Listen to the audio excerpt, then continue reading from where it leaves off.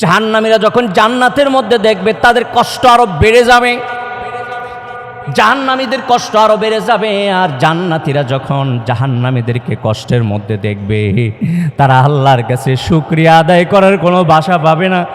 আল্লাহকে ডাক দিয়ে বলবে, রব্বুল আলামিন, তুমি যেই জায়গায় আনছো, এই জায়গার মধ্যে যদি কোনো তুমি আমাকে আরামায়েশের কোনো আসবাব আর জিনিসপত্র নাও দাও, তুমি যে ওই জাহান্নামের আগুন থেকে আমারে বাঁচাইছো, এর চেয়ে বড় নেয়ামত আর আমার জন্য কিছু হইতে পারে না। কবরটাই জান্নাত অথবা জাহান্নাম। ভাইয়েরা আমার, সম্মানিত হাজিরিন, যখন কবরে যাবেন আপনি, ফেরেশতা প্রশ্ন করবে। প্রশ্ন করার পরে যদি আপনি উত্তর দিতে পারেন, তাহলে আল্লাহ পাক বলবে, আমার বান্দারে আর ডিস্টার্ব করো না ফেরেশতারা। সুবহানাল্লাহ। আল্লাহ বলবে, ফেরেশতারা রে, আমার বান্দাটারে আর জ্বালা দিও না, যন্ত্রণা দিও না। আমার বান্দা দুনিয়ায় নামাজ পড়ছে, 5 ওয়াক্ত রোজা রাখছে 1 মাস, আমার বান্দা আমারে ভুলে নাই, গুনাহ থেকে বেঁচে থেকেছে, গুনার কাছেও যায় নাই। ইচ্ছা করলে বান্দা অনেক গুনাহ করতে পারত, গুনার একটা মজা আছে, ওই মজা নিতে পারত, স্বাদ নিতে পারত। বান্দা গুনাহের মজা থেকে দূরে ছিল, আমলের কষ্ট করেছে, নেক কাজের কষ্ট করেছে। এই বান্দাটারে আর যন্ত্রণা দিও না, জান্নাতের দরজা খুলে দাও, জালানা খুলে দাও, তার বেহেশত, তার কবরটারে একটা বেহেশত বানায় দাও। বলেন সুবহান। সম্মানিত হাজিরিন, এই আরামের মধ্যে, জান্নাতের এই আরামের মধ্যে একটা জান্নাতীকে কবরে শোয়া দেওয়া হবে। ওই হাসরের ময়দানে ওঠা পর্যন্ত সেই আরামে আয়েশে থাকবে। সুবহানাল্লাহ কইতে ইচ্ছা করেন? আপনি কবরের মধ্যে যখন ঘুমিয়ে যাবেন, আর কোনো খবর থাকবে না। যেভাবে স্বামী আর স্ত্রী বিয়ে শাদী হওয়ার পরে বাসর রাতে সারা রাত স্বামী স্ত্রী কথা বলার পরে ঘুমিয়ে পড়ে, দুনিয়ার কোনো খবর থাকে না। আত্মীয় স্বজনেরাও তাকে ডাক দেয় না, জামাই ঘুমাইছে, বউ ঘুমাইছে, আমার ছেলে ঘুমিয়েছে, আমার পুত্রবধূ ঘুমাইছে, কেউ ডাকে না।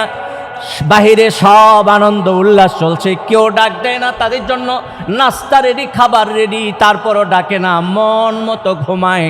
তারপরে ওঠে, ইচ্ছা মতো ঘুম ভাঙ্গে যখন, তখনই উঠে। ঠিক জান্নাতীদেরকে হাসরের ময়দানে যখন ডাক দেওয়া হবে, তখন তারা উঠবে। বলেন সুবহানাল্লাহ। হাসরের ময়দানে তাদেরকে বেশি ডিস্টার্ব করা হবে না, তাদেরকে এত বেশি হিসাবের কষ্ট দেওয়া হবে না। হাসরের ময়দান, কিয়ামতের ময়দান যখন শুরু হয়ে যাবে, আল্লাহ পাক তাদেরকে হাউজে কাউসারের পানি পান করাইয়া আল্লাহর আরশের নিচে জায়গা দিয়ে দিবে। যে হাসরের ময়দানে আল্লাহর আরশের নিচের ছায়া ছাড়া আর কোনো ছায়া থাকবে না। ওই মোমেন বান্দারা সেখানে যায়া বিশ্রাম নিবে। তাদেরকে আল্লাহ পাক মাছের কলিজার ভুনা আর রুটি দিয়ে আপ্যায়িত করবে। বলেন সুবহান। দুনিয়ায় যেখানে যেখানে জান্নাত আছে, সেখান থেকে তালাশ করতে হবে। নেক আমলের মাধ্যমে জান্নাত পাওয়া যাবে, সেখানে যেতে হবে, নেক আমলের কাছে যেতে হবে।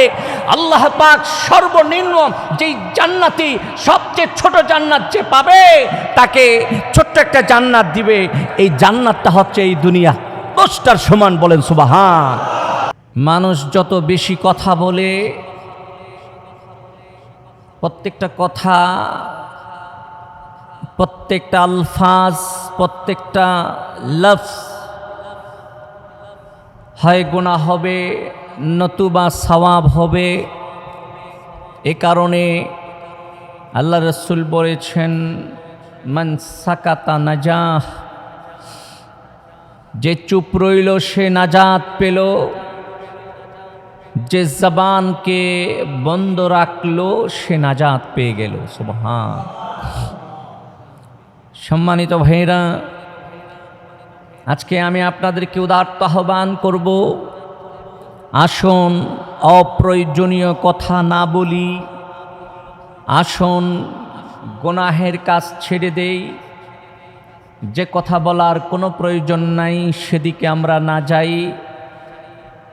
যতটুকু বলা প্রয়োজন এতটুকু বলার চেষ্টা করি। আজে বাজে কথা, আজে বাজে শব্দ আমরা ছেড়ে দেই। রাজি আছেন?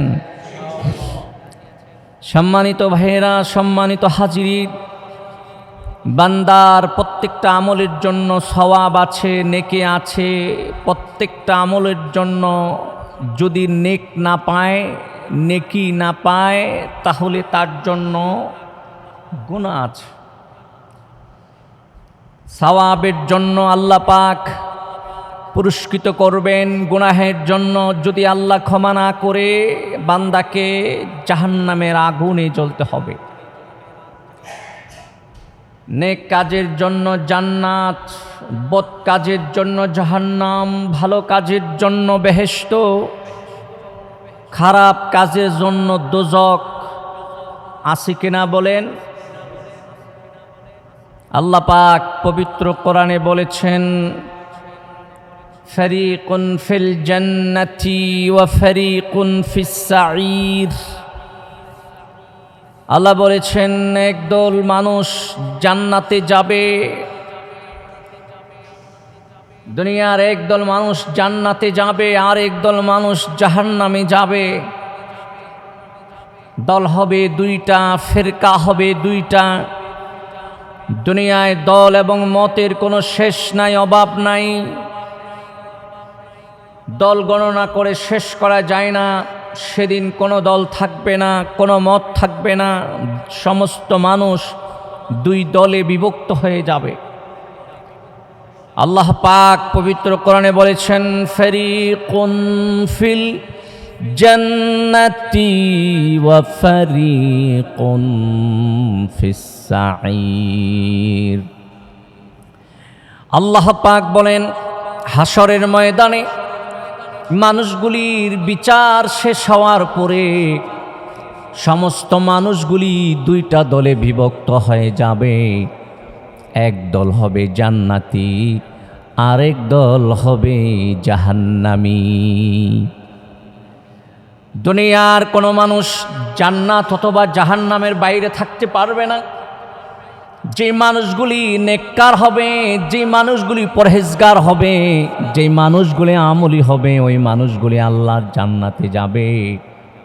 আল্লাহ পাক পবিত্র কোরআনে স্পষ্ট ভাষায় বলেছেন, ইন্নাল আবরারা লাফি নাঈম ওয়া ইন্নাল ফুজ্জারা লাফি জাহিম। আল্লাহ পাক বলেন, যারা নেককার, যারা পরহেজগার, যারা মুত্তাকি, যারা আমলি মানুষ, তারা যাবে জান্নাতে। কোথায় যাবে? কোথায় যাবে বলেন? ভাইয়ের আমার, আল্লাহ পাক বলেন, যারা আমলি মানুষ, নেককার মানুষ, পরহেজগার মানুষ, তারা যাবে আল্লাহর বেহেশতে। আর যারা ফাসেক, ফুজ্জার, কাফের, বেঈমান আর মুনাফিক, তারা যাবে জাহান্নামে। সম্মানিত হাজির, কাফেররা তো বিনা হিসাবে জাহান্নামে যাবে, এতে কোনো সন্দেহ নাই। সন্দেহ আছে? কাফেরদের জন্য কোনো হিসাব নাই, নিকাশ নাই। যাদের ঈমান নাই তাদের আবার কিসের হিসাব? কারণ তারা যে ভালো কাজগুলি দুনিয়ায় করেছে, এই ভালো কাজের জন্য কোনো নম্বর তো তারা পায় নাই, কারণ তাদের ঈমান ছিল না। ঈমান না থাকার কারণে ওই মানুষগুলি বিনা হিসাবে জাহান্নামে যাবে। আর তারা এমন একটি জাহান্নামে যাবে, যে জাহান্নামের মধ্যে ঈমানদার যাবে না। সুবহানাল্লাহ কোন। তাদেরকে আল্লাহ পাক এমন জাহান্নামে রাখবে, এমন জাহান্নামে কাফিরদেরকে রাখবে, যে জাহান্নামের মধ্যে ঈমানদার যাবে না। জাহান্নামের মধ্যে ঈমানদার যাবে, তাদের জন্য আলাদা। যাদের ঈমানের পরে গুনাহ আছে, তাদের জন্য আল্লাহ জাহান্নাম আলাদা বানাইছে। ভাইয়ের আমার, ওইটারও এত সহজ মনে করেন না। হ্যাঁ, কাফেরদের শাস্তি বেশি, আযাব বেশি, মুসলমানদের শাস্তি কম হবে। তারপরেও তো মুসলমানদের জন্য শাস্তি কতটুকু জানেন?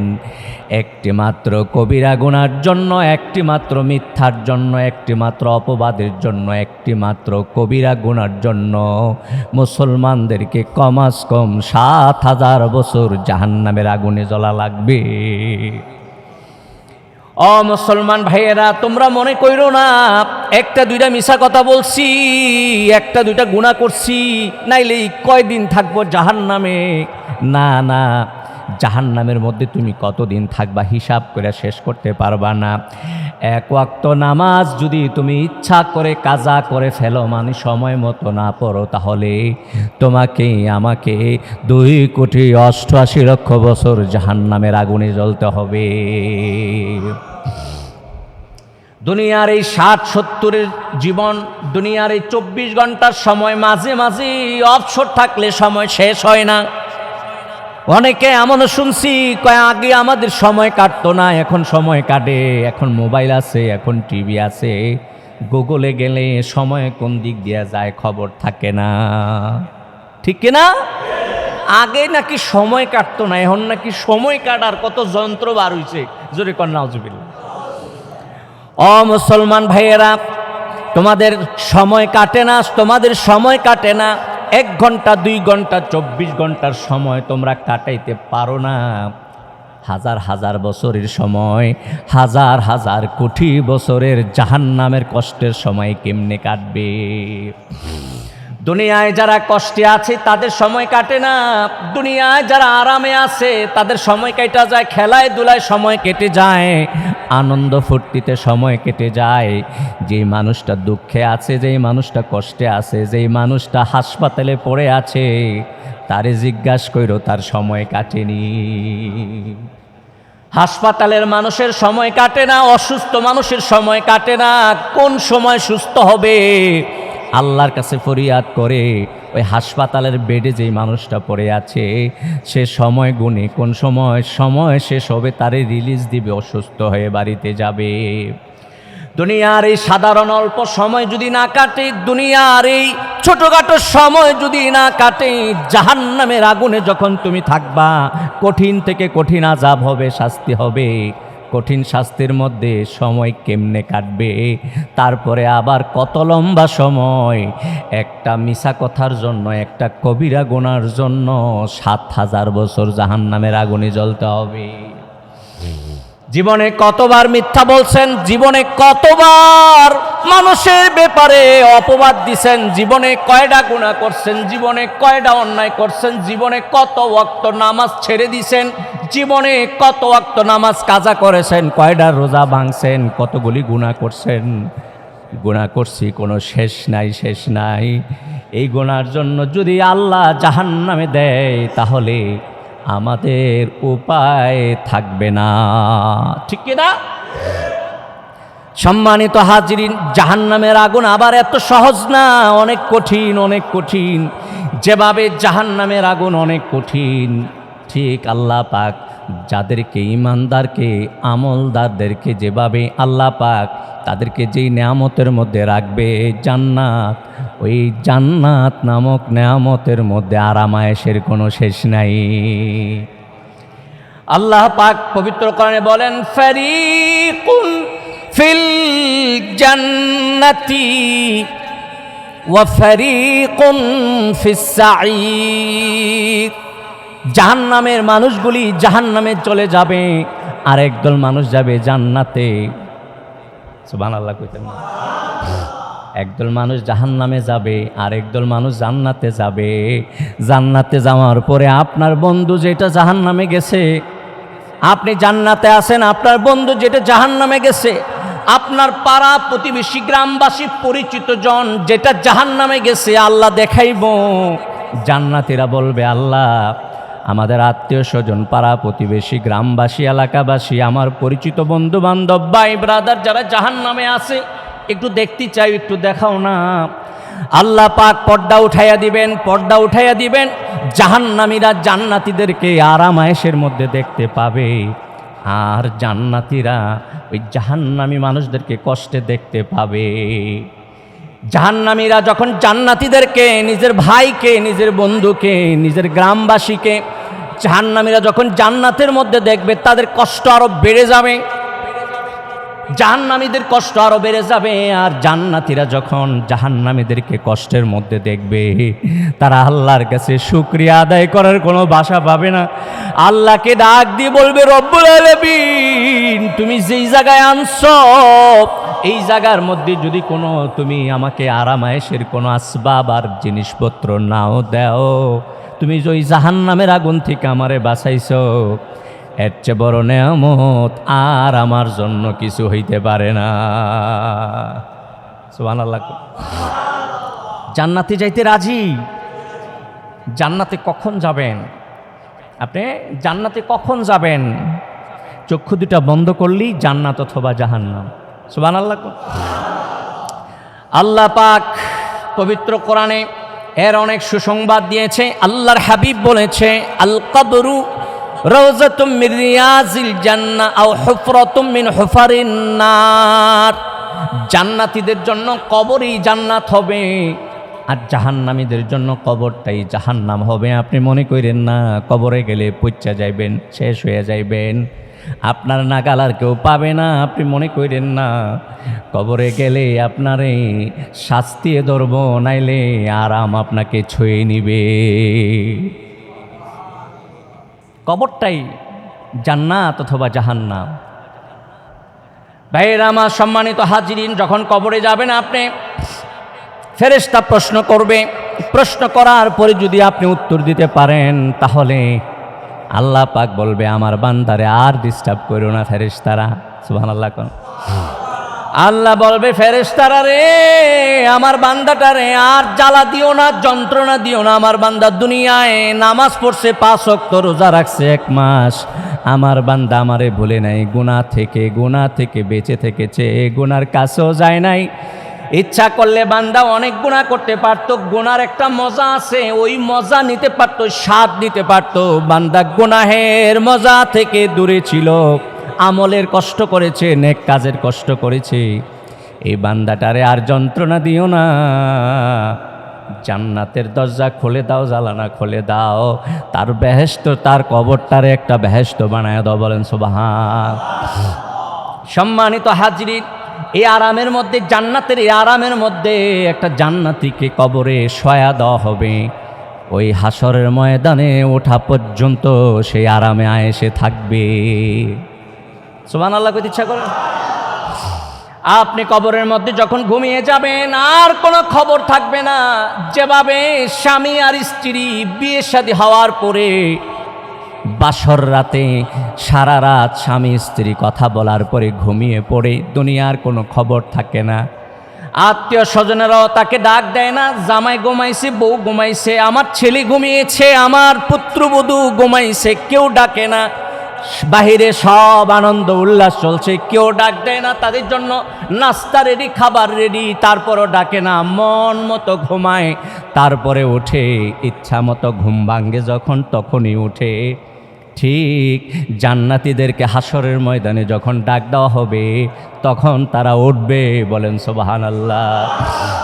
তারপরেও তারা বলবে কি, এরে আল্লাহর ফেরেশতারা, সবে মাত্র ঘুমাইলাম, কেন ডাক দিলা? এই না মাত্র ঘুমাইছি, কেন ডাক দিলাম? ফেরেশতারা বলবে, ও আল্লাহর বান্দা, তুমি তো 1 বছর ঘুমাও নাই, 100 বছর ঘুমাও নাই, কমস কম 30 থেকে 40 হাজার বছর ঘুমাইছো। 30 থেকে 40 হাজার বছর ঘুমাইছো, তারপরেও তোমার ঘুমে তৃপ্তি মিটে নাই, দুনিয়ায় ঘুমাইতে পারছো না। সুবহানাল্লাহ। বান্দা, তুমি দুনিয়ায় ঘুমাইতে পারো নাই, দুনিয়ায় আরাম করতে পারো নাই, দুনিয়ায় 5 ওয়াক্ত নামাজ পড়ছো, আবার ঘুমাইছো যখন গভীর রজনীতে, তোমার ঘুম ভেঙে গেছে। আল্লাহর প্রেমে তোমার ঘুম আর ঘুম থাকে নাই, তুমি লাভ দিয়ে উঠছো। সুবহানাল্লাহ। তুমি ঘুম ভেঙে গেছে, তুমি বিছানার আরাম ছেড়ে দিয়েছ। বান্দা, তোমার ঘুম হয় নাই, দুনিয়ায় ঘুম হয় নাই, তোমার এই দুনিয়ার ঘুম হয় নাই, তোমার কবরের ঘুমও মনে হয় কিছু বাকি রয়েছে। চলো চলো চলো, আল্লাহর জান্নাতে চলো। হাসরের ময়দানে তাদেরকে বেশি ডিস্টার্ব করা হবে না, তাদেরকে এত বেশি হিসাবের কষ্ট দেওয়া হবে না। হাসরের ময়দান, কিয়ামতের ময়দান যখন শুরু হয়ে যাবে, আল্লাহ পাক তাদেরকে হাউজে কাউসারের পানি পান করাইয়া আল্লাহর আরশের নিচে জায়গা দিয়ে দিবে। যে হাসরের ময়দানে আল্লাহর আরশের নিচের ছায়া ছাড়া আর কোনো ছায়া থাকবে না। ওই মোমেন বান্দারা সেখানে যায় বিশ্রাম নিবে। তাদেরকে আল্লাহ পাক মাছের কলিজার ভুনা আর রুটি দিয়ে আপ্যায়িত করবে। বলুন সুবহান। জান্নাতীদের প্রথম খাবার হচ্ছে মাছের কলিজার ভুনা আর রুটি। সুবহানাল্লাহ কোন। ওই যে মাছের কলিজার ভুনার রুটি আল্লাহর আরশের নিচে খাবেন আর হাউজে কাউসার পানি পান করবেন, জান্নাতে যাওয়ার আগে আর কোনো দিন খিদাও লাগবে না, পিপাসাও লাগবে না। আল্লাহ জান্নাত, আল্লাহ জান্নাত, আল্লাহর জান্নাতে কি আছে আপনি কল্পনা করতে পারেন না। আল্লাহ রসুল বলেছেন উইদ্দাত লিইবাদিয়াস সালিহুন মা লা আইনুন রাআত ওয়ালা উযুনুন সামিআত ওয়ালা খাতার আলা কলবে বাশার। মুমিন বান্দাদের জন্য, নেককারের জন্য আল্লাহ পাক জান্নাতের মধ্যে কি রাখছেন, কি রাখছেন কোনোদিন চোখেও দেখেন নাই, কোনোদিন কানেও শোনেন নাই, কোনোদিন কোনো জবান বলতে পারে নাই, কোনোদিন কোনো জবান পরিষ্কার করে বুঝে বলতে পারে নাই, কোনোদিন কোনো দেমাগ চিন্তাও করতে পারবে না। সুবহানাল্লাহ কোন? আল্লাহ পাক পবিত্র কোরআনে বলেন যে ও দুনিয়ার মানুষেরা শোনো, তোমাদের জন্য জান্নাতে এমন নেয়ামত রাখছি যেই নেয়ামতের কথা চিন্তা করার জন্য তোমাদেরকে দেমাগ দেই নাই। আপনি চিন্তা করবেন কেমনে, সেই দেমাগই আল্লাহ আপনাকে দেয় নাই। আপনি দেখবেন কেমনে, সেই নজর আল্লাহ আপনাকে দেয় নাই। আপনি শুনবেন কেমনে, এমন কর্ণই তো আল্লাহ আপনাকে দেয় নাই। বলেন সুবহান। জান্নাতের ভিতরে সব পাবেন। হাদিসে পাকের মধ্যে এসেছে সবচেয়ে সবার পরে যেই জান্নাতি যাবে, মুসা আলাইহিস সালাম একবার আল্লাহকে জিজ্ঞাসা করছে, আল্লাহ সবচেয়ে ছোট জান্নাত যে পাইব, সবচেয়ে নিম্নমানের জান্নাতটা যে পাইব সে কি পাইব? আল্লাহ পাক মুসাকে বললেন, মুসা আমি আমার একজন বান্দাকে সবার পরে জাহান্নামের আগুন থেকে উঠাইয়া তাকে জান্নাত দিব, সে হামাগুড়ি দিয়া জাহান্নাম থেকে উঠবে। আল্লাহ বলবে আমার বান্দারে তুমি জান্নাতের মধ্যে প্রবেশ করো। সে বলবে আল্লাহ জান্নাত তো বইরে গেছে, জান্নাতে আর কোনো জায়গা নাই, জান্নাতের মধ্যে জায়গা শেষ হয়ে গেছে, আমি সবার পরে জাহান্নাম থেকে আসছি, আমি কেমনে যাবো, আমি কই যাবো, আমার জন্য কি জায়গা আসেনি? আল্লাহ বলবে বান্দা তোমার যদি দুনিয়ার এক রাজার রাজত্বের সমান যদি একটা জান্নাত দিই তোমার চলবে কিনা? বান্দা তো খুশি হয়ে যাবে। আল্লাহ বলবে বান্দারে এতটুকু পাইয়া তুমি খুশি হয়ে গেছো, এর চেয়ে অনেক বেশি, অনেক বেশি, অনেক বেশি আমি আল্লাহ তোমারে দান করব। বলেন সুবহান।